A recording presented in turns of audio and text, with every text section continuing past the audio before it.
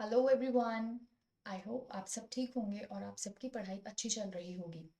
जैसा कि आप सब जानते हैं कि अब हमारे एग्ज़ाम के लिए बहुत ही कम दिन रह गए हैं। तो आज की इस वीडियो में मैं आपके साथ कुछ ऐसे स्टेप्स शेयर करने वाली हूँ जिनको फॉलो करके आप अपने जो लास्ट के फ्यू डेज़ हैं उनमें जो प्रिपरेशन है वो 100 टाइम्स अच्छी कर सकते हैं। और ये जो स्टेप्स हैं ये एक्चुअली मैंने अपनी स्ट्रैटेजी में अप्लाई किए थे, तो मैंने सोचा कि क्यों ना ये आपके साथ शेयर की जाए। चलिए शुरू करते हैं। सबसे पहला जो स्ट्रैटेजी है या जो सबसे पहला स्टेप है वो है द हाई यील्ड ऑडिट। मतलब आपने क्या करना है, जो भी आपके टॉपिक्स हैं जो आपके प्रीवियस अटेम्प्ट में आपसे पूछे गए हैं उनकी फ्रीक्वेंसी के हिसाब से आपको उनको रैंक करना है रादर देन पर्सनल प्रेफरेंस। ये नहीं कि जस्ट बिकॉज आपको लेट्स से इंडियन लॉजिक पसंद है और रिसर्च एप्टीट्यूड पसंद नहीं है तो आप रिसर्च को कम प्रेफरेंस देंगे। नहीं, आपको ये जानना होगा कि जो आपका अल्टीमेट गोल है या तो वो टीचिंग होगा या फिर वो पीएचडी होगा, और वहाँ पे जो रिसर्च है it plays a very important role. Plus Indian logic के जो क्वेश्चंस होते हैं वो एक से दो आते हैं या कभी कभी तीन आ जाते हैं, बहुत रेयरली। लेकिन रिसर्च के जो क्वेश्चंस होते हैं वो आपको पाँच से छः देखने को मिलते ही मिलते हैं। तो इसीलिए आपने उन टॉपिक्स को रैंक करना है according to their frequency. Second आता है identify the non negotiable core concepts. यानी वो कॉन्सेप्ट्स जिनके साथ आप कॉम्प्रोमाइज नहीं कर सकते हो, यानी जिनको आप स्किप नहीं कर सकते हैं, आपने वो आइडेंटिफाई करने हैं ताकि कम दिनों में आप मेजॉरिटी ऑफ मार्क्स को गैदर कर सके। Third, shift your mindset from completing syllabus to strategic survival by ignoring low yield topics. अब टाइम नहीं है कि आप सिलेबस कंप्लीट करने बैठे। अब आपको जो हाई यील्ड वाले टॉपिक हैं, हाई यील्ड का मतलब जो आपको मैक्सिमम मार्क्स प्रोवाइड कर सकते हैं, अब आपने उन वाले टॉपिक्स पे जो अपना माइंडसेट है उसको शिफ्ट करना है। सेकंड आता है एक्टिव एक्सट्रैक्शन स्ट्रैटेजी। अब आपने क्या करना है, जो आप पैसिव रीडिंग करते हैं ना कि नोट्स खोल लिया और उनको पढ़ लिया, आपने उनको रिप्लेस करना है किसके साथ, मॉक एग्जाम्स के साथ और प्रैक्टिस क्वेश्चंस के साथ। आपने एक बार अपने नोट्स पढ़े and then you have to switch to mock exams and practice questions, क्योंकि अब बहुत कम टाइम रह गया है।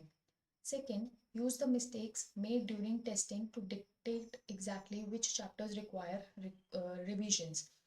आप एक एरर नोटबुक बना लीजिए और उस एरर नोटबुक में आप जब भी मॉक एग्जाम्स देंगे या प्रैक्टिस क्वेश्चंस देंगे आपको पता चल जाएगा कि लेट्स से टीचिंग एप्टीट्यूड में आपको लर्निंग थ्योरीज के जो प्रोपोनेंट्स हैं या फिर जो लर्निंग थ्योरीज के स्टेप्स हैं या फिर जो सीक्वेंस है आपको उसमें डाउट आ रहा है, तो वो आप साथ साथ लिख सकते हैं या फिर जब आप अपने मॉक टेस्ट का एनालाइज करेंगे आप तब वो चीज़ें लिख सकते हैं। उससे क्या होगा कि आप जब एक बार पूरा अपना मॉक टेस्ट या पूरे अपने प्रैक्टिस क्वेश्चंस एनालाइज कर लेंगे तब आपको पता चलेगा कि हाँ ये जो यूनिट्स है या ये जो टॉपिक्स है इनको रिक्वायरमेंट है किसकी, रिविजन की, या फिर इन पे मुझे ज़्यादा फोकस करना है कि एग्जाम टाइम तक मुझे ये लॉन्ग टर्म मेमोरी में स्टोर हो जाए। ये आता है हमारा सेकेंड स्ट्रैटेजी। थर्ड स्ट्रैटेजी होती है टैक्टिकल टाइम ब्लॉकिंग। अब क्या करना है, आपके जितने भी हफ्ते रह गए हैं आपने उनको अलग अलग फेजेस में डिवाइड करना है और स्ट्रक्चर करना है।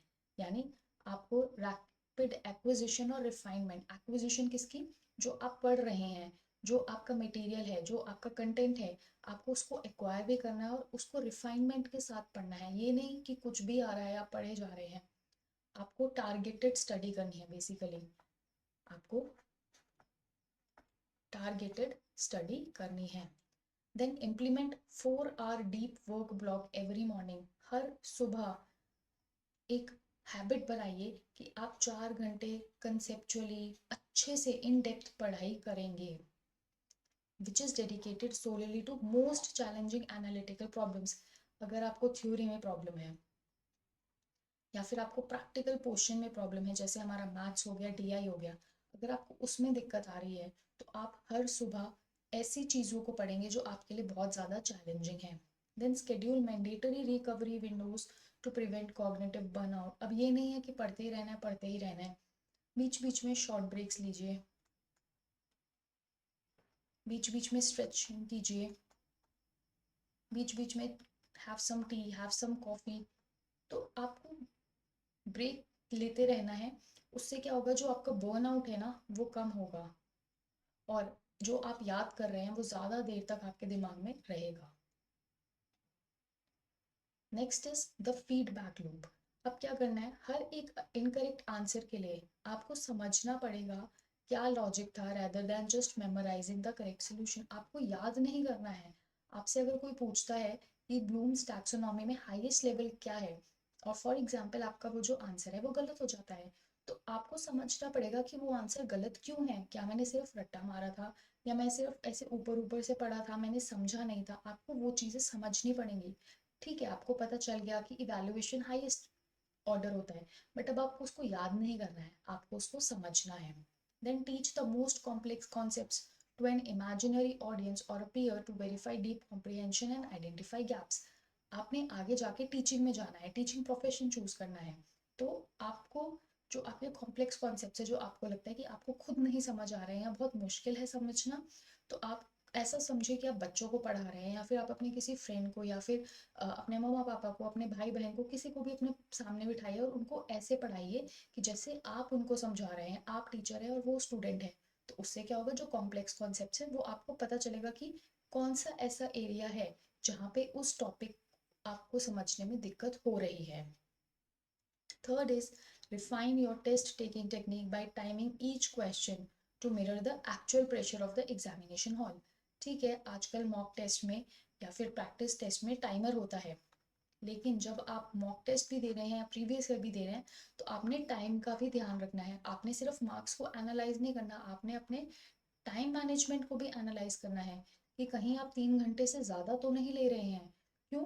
क्योंकि वहाँ पे जब एक्चुअली में आप एग्जाम देंगे तो obviously there will be time pressure. घर पे आप चाहे आराम से बैठ के चिल होके दे रहे हैं, आपको कोई स्ट्रेस नहीं है, बट एग्जामिनेशन हॉल में जाते ही वो स्ट्रेस डेवलप हो जाता है जब इतने सारे कॉम्पिटिटर्स को आप अपने आसपास देखते हैं।